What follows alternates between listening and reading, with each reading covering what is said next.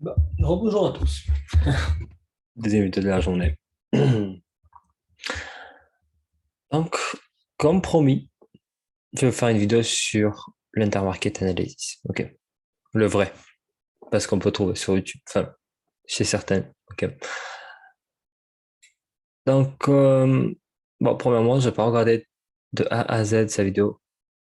Parce que c'était tout simplement mes explications. Et donc, premièrement, on va voir c'est quoi l'intermarket analysis et avec quelle paire on peut le faire. Ok. Premièrement, la paire la plus tradable entre guillemets, parce qu'on trade le plus Euro USD. Ok. La deuxième, ça va être GBP USD. Je vais marquer juste en bas. Voilà, comme ça c'est fait. Donc, qu'est-ce qu'on retrouve ici? Déjà, qu'est-ce que l'euro USD? Qu'est-ce que GBP USD? Ici, euro USD, on va un chiffre juste à côté, 1,13385. Qu'est-ce que ça veut dire? C'est tout simplement, c'est que 1 euro est égal à 1,13384 dollars. Pareil pour GBP. Enfin, le chiffre, ça va être un peu différent. 1,33, etc. Okay. Donc, qu'est-ce que ça veut dire? Ça veut dire que les deux, on va les comparer. Donc, l'euro, on va le comparer au dollar. Et le GBP, on va le comparer au dollar aussi. Donc, ça, je pense que la plupart déjà, vous le savez. Mais ça va être important pour comprendre la suite, en fait. Aussi, une deuxième chose qu'on sait, c'est que euro USD et GBP USD sont corrélés. Donc, quand l'euro il va faire des hauts de plus en plus hauts, bah, GBP USD il va le faire aussi. Un exemple,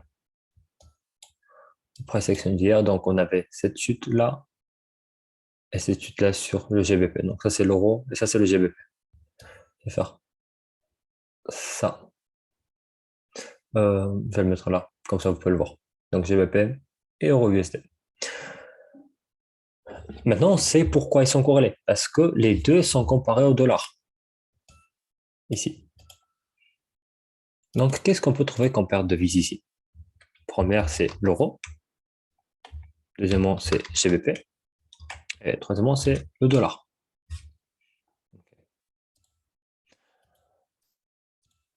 Hop. Enfin, je vais faire plutôt comme ça. Voilà. Donc, une fois qu'on a ça, on peut dire que, enfin, on voit déjà qu'on a les trois paires, enfin, trois paires de devises. Donc, l'euro, le GBP et l'USD. Maintenant, les trois peuvent faire, enfin, peuvent soit monter, soit descendre, soit rester en consolidation. Okay. Si, par exemple, l'euro, il est haussier et on a notre dollar qui est baissier. Et ce qu'on va s'attendre, c'est que l'euro USD monte. Ok, si l'euro il est, pardon, rien à voir. Si l'euro il est haussier et que le dollar il est baissier, oui, c'est ça. Que l'euro il monte. Et si le dollar chute, c'est que l'euro USD monte. Ok, c'est bon, juste, je le redis, ça peut pas être très très clair. On va prendre le cas d'exemple si l'euro il va être en consolidation. Donc si l'euro il est en consolidation et que le dollar chute, qu'est-ce qu'on peut s'attendre? On peut s'attendre que l'euro USD monte. Ok, pas des montées, par exemple, comme ça, mais plutôt ce qu'on peut voir ici, des petites montées, parce que l'euro, il consolide. Si le dollar chute, vu qu'il vient en deuxième, ici, c'est que si le dollar chute, c'est que l'euro USD va monter. C'est pour ça, si on compare l'euro USD au dollar de DXY, quand l'euro USD va monter, le DXY va chuter. Okay. Donc si l'euro monte et le dollar chute, c'est qu'on va voir une hausse sur euro USD. C'est exactement pareil. Si on a notre GBP qui est haussier et notre dollar qui est baissier. Donc GBP USD va monter. Bon, je ne vais pas faire tout cas possible. Mais on va trouver encore une autre paire. Donc, on a l'euro USD, le GBP. Euro USD, on a vu. GBP USD, on a vu. Qu'est-ce qu'il nous reste? Euro GBP. OK.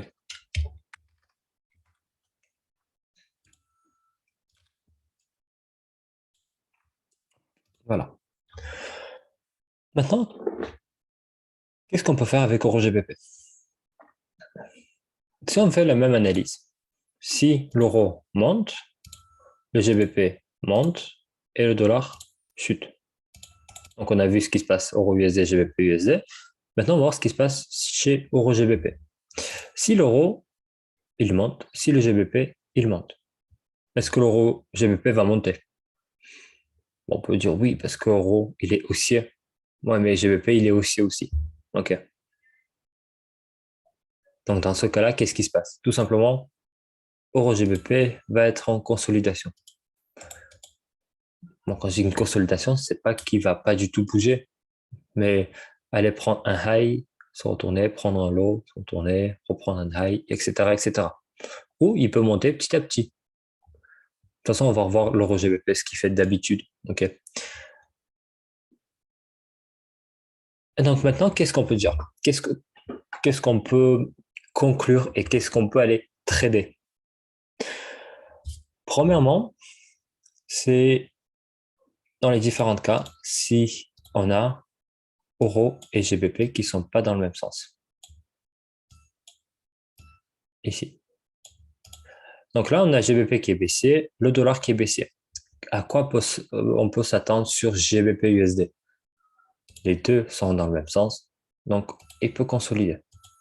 Qu'est-ce que peut faire euro USD? Euro il est haussier, le dollar il est baissier. Euro USD haussier. Euro haussier, le GBP baissier, donc euro GBP haussier. OK.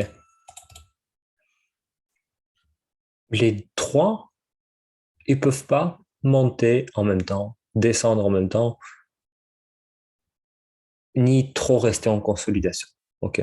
Bon, rester en consolidation encore, à la rigueur, ils peuvent, mais il va quand même avoir une certaine prise de liquidité. Maintenant, on va voir ça sur les graphes directement. Je vais reprendre l'exemple du 16 septembre, mais avec une meilleure explication. Euh, donc ça, je vais pas l'enlever. OK. Hop, ici, j'ai mon GBP USD. Et là, on a notre euro GBP. OK.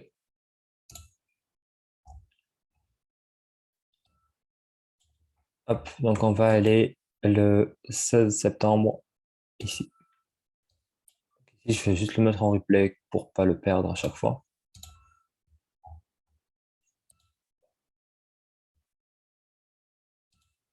OK.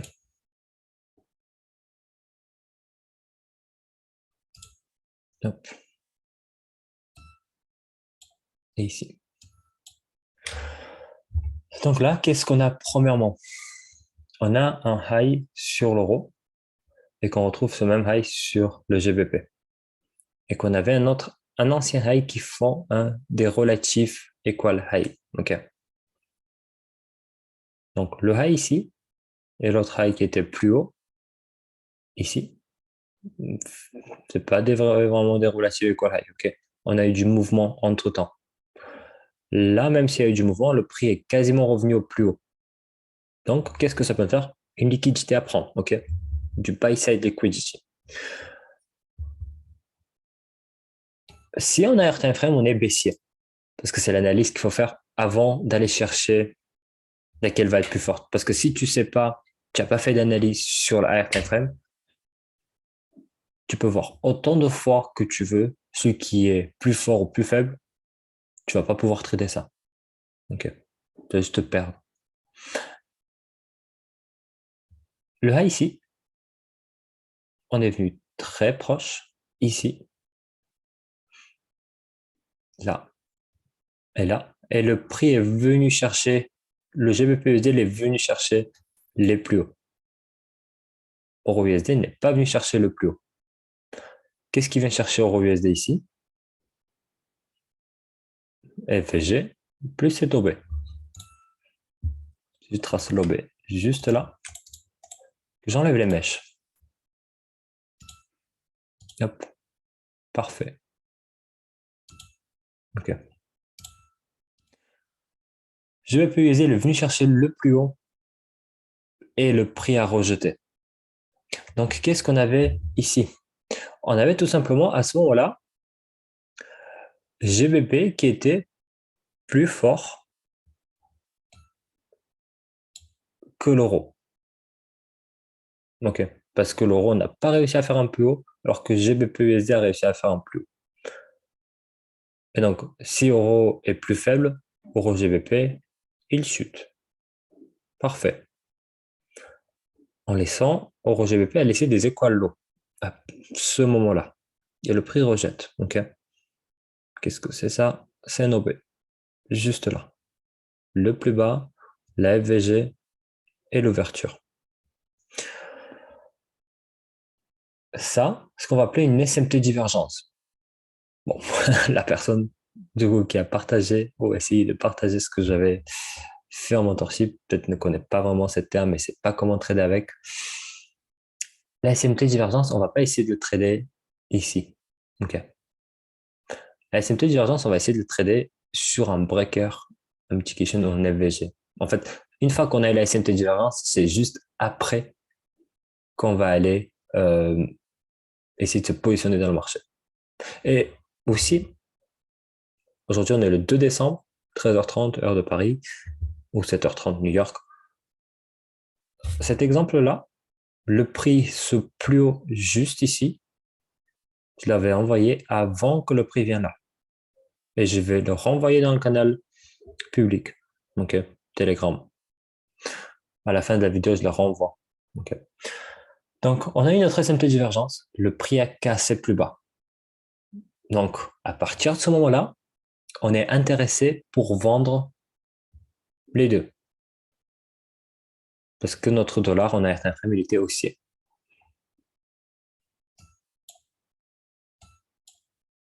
Hop, qu'est-ce qu'on a ici? Le plus bas. Le prix casse plus bas et il revient sur ce breaker, cet FVG, ici. C'est exactement ce niveau-là que j'avais tracé quand le prix était là. Vous allez voir. Et après, on va chercher une vente. Celle-là, mais premièrement, je target le plus bas ici. Ou le plus bas ici sur l'euro. Et donc, si on s'attend à une journée baissière, et du coup, c'est ce on ne vous a pas dit non plus, si on s'attend à une journée baissière, à quoi bon on peut s'attendre? Que pendant New York on chute, enfin pendant Londres on chute? Non, pas vraiment. Pendant Londres on consolide, New York chute? Non plus. On s'attend que premièrement, Londres nous crée le plus haut de la journée. Ok. Et qu'ensuite on chute. Maintenant, avec notre analyse, on sait que là, on a des équal low. Donc, le high ici,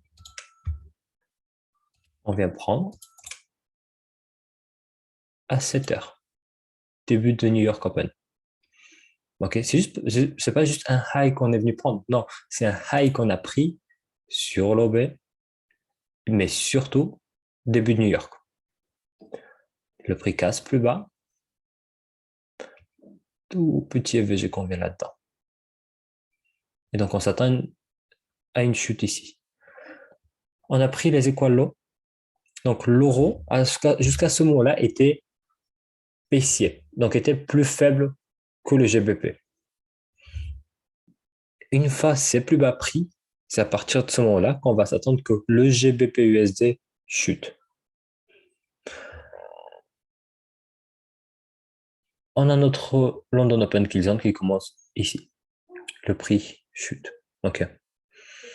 Pendant qu'il chute, le GBP USD reste en consolidation. Donc on a le plus haut de New York ici. Pardon, le plus haut de Londres ici. Je vais le tracer.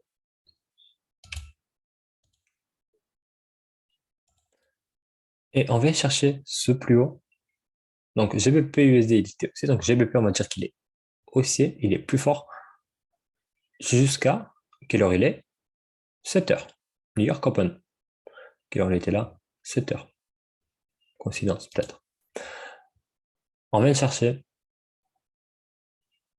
Ici, on vient chercher les plus bas, les équalos. Donc, qu'est-ce qui se trouve plus bas? C'est des ordres d'achat. On peut s'attendre que notre GBP y soit aussi. OK.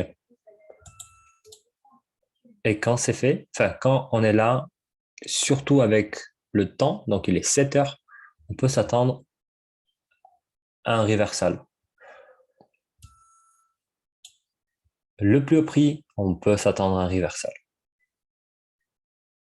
Ici, on a notre premier FVG. Donc, premièrement, ici, en plus petite unité de temps, on peut aller vendre. Et ça va être le mouvement qu'on a utilisé EuroGBP pour trouver ce mouvement-là.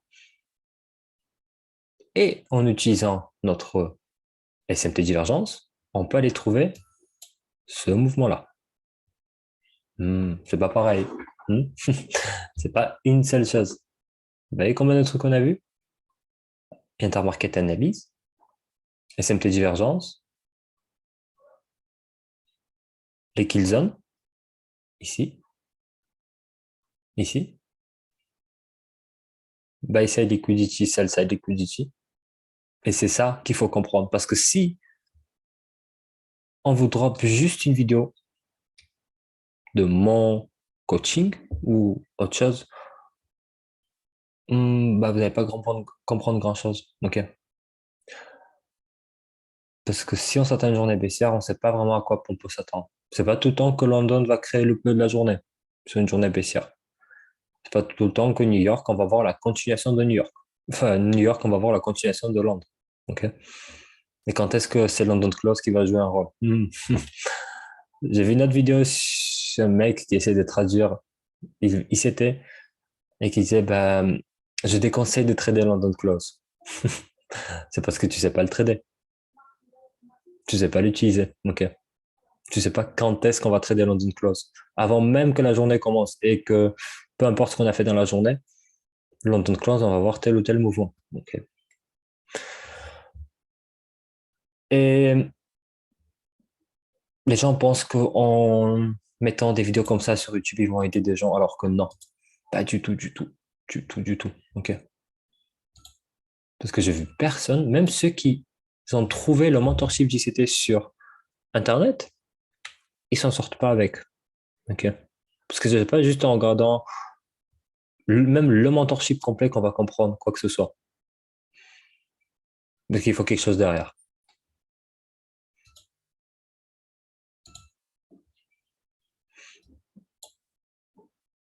Ce plus ici,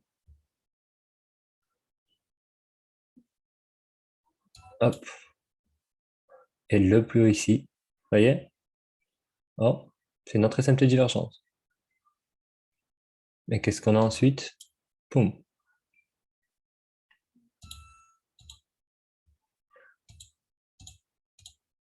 Alors, USD CAD, ici, c'est là où j'ai eu mon entrée. Que j'ai pris des partiels ici, etc., etc. Ça, je l'ai dans le groupe dans le groupe public. Donc, c'est pas juste du hindsight que je partage en mode une fois que le mouvement est passé. Pendant que le prix était là, qu'il descendait, c'est là où j'ai acheté. Donc, c'est là où j'ai mon entrée et que mon target était ce plus haut. J'ai pris des partiels un peu partout parce que bon, 300 pips et quelques sur 2 semaines, moi c'était assez pour moi. Donc voilà, semaine NFP, je conseille pas trop de trader. Enfin, je conseille de pas de trader du tout. Voilà, j'espère que ça a été clair, beaucoup plus clair que les autres explications. Et je vous souhaite un bon week-end et on se retrouve lundi.